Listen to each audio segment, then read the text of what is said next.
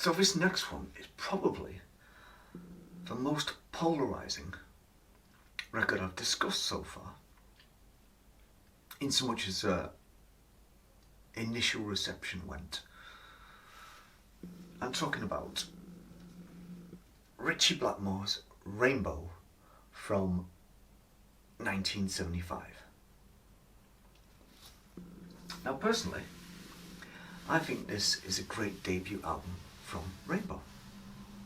In fact, I would go as far to say that I prefer it to any other Rainbow album I've heard, any other studio Rainbow album I've heard. That is, I've heard most of the other Rainbow studio albums, and quite frankly, I do like them. There are some great moments on there, great songs, but for me, this holds up much better than any of them, to my ear. There were some great songs, as I say, but there are also some songs that are instantly forgettable. And quite frankly, just not very good. But on this, I don't think we have that. I think we have consistency right the way through the record. Side 1 and side 2. We have fast rocking songs. We have slower, more contemplative songs. And as far as the sleeve goes, I absolutely love that sleeve. I think that is the best Rainbow sleeve. I love the colours. And the design is superb. I love it. So anyway, I'd heard Man on the Silver Mountain and one or two others, but off this record the only one I'd heard was Man on the Silver Mountain, and I decided to buy it on the strength of that. Also the sleeve, obviously the sleeve attracted me a great deal. So I got it, and I didn't think I was taking that much of a chance. I thought, well, it'll be okay, it'll be fine. I was very pleasantly surprised. It's a lot better than okay, and it's a lot better than fine. It's a great record. It's a fun record. It's an upbeat record. Now, I know it's not the Rainbow lineup that went on to play on stage, but it does introduce Ronnie James Dio to the band. Sorry, Ronnie James Dio to the world. So Ritchie Blackmore, as far as I'm concerned, was very lucky to have all his Christmases come at once in finding Ronnie James Dio, because on this, and obviously other stuff going forward, he is absolutely superb, absolutely brilliant. So what do we have on here? We have Man on the Silver Mountain, we have Self-Portrait, Black Sheep of the Family, which is great fun. I know it's not their song. We have Catch the Rainbow, which is an absolute classic, especially live. Side 2, Snake Charmer, another fun, upbeat song.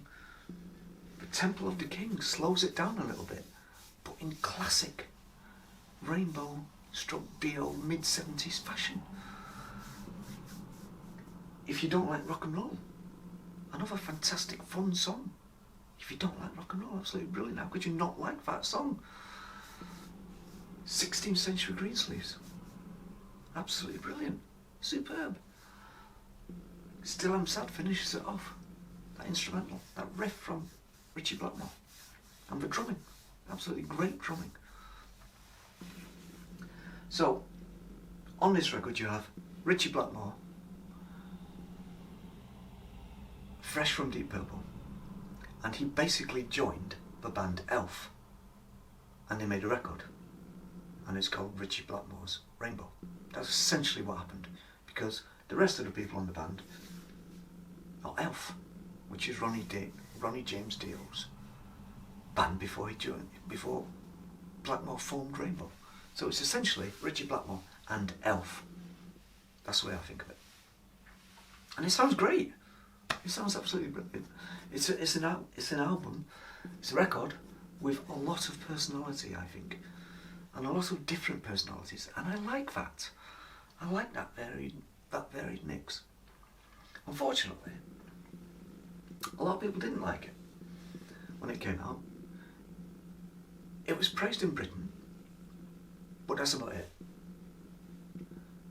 Everywhere else really didn't like it. In fact, they absolutely hated it. There are some very famous journalists out there who everybody knows who absolutely detest this record, and I don't understand it for a second. Why? What's wrong with it? It's a debut album. It's a very first record by a burgeoning band. Okay, they broke up immediately after it was recorded, but that doesn't matter. You know, it went on. Rainbow went on, as we know, with Rising and all the rest of them. More of that later. But yeah, I really don't understand the negative energy behind that was wasted on slagging off this record. Very, very strange. The production was slagged off. Ritchie Blackmore's guitar work was slagged off. They said he was bored. They said he was boring. I can't see it. I can't see any of that. I think it's a fun, upbeat record, and I think anybody who likes good hard rock music, who's not heard this record, should hear it, because you're going to love it. You will love it. I'm pretty sure you will. I was surprised if you didn't. So, as far as charts go, it did better in the UK than it did in America. Essentially, it's an American band with Ritchie Blackmore, but it still did better in the UK. Got to number 11, and in America only number 30, which isn't, you know, not too bad. But yeah, it did better in the UK, surprisingly. So have you heard Ritchie Blackmore's Rainbow by Rainbow? Isn't it brilliant? Of course it is. It's not to be taken too seriously. It's a fun record. It has its slightly darker moments, its more contemplative moments, but essentially it's good time, good fun, rock and roll from the mid-70s. Loads of records sounded like that in the mid-70s. Loads of them. So, as I said, I did hear future Rainbow records, but I was never convinced. And this is the only Rainbow album I own. I never bought a second one. A second studio one. Never. Or a third. Never got another studio Rainbow album. And that's because, from what I heard back in the day and now, I'm still not convinced. Obviously there are great songs out there, like Lady in the Lake. Fantastic song. Love it. And other good songs out there as well. But as a record goes, consistent A to B, front to back, I never heard anything as strong as this. And I still to this day will never understand the slagging it got. Do you? Or is it just me? Maybe it's just me. Maybe I'm tone deaf. Who can say? But I love it. So that's Ritchie Blackmore's Rainbow by Rainbow from 1975.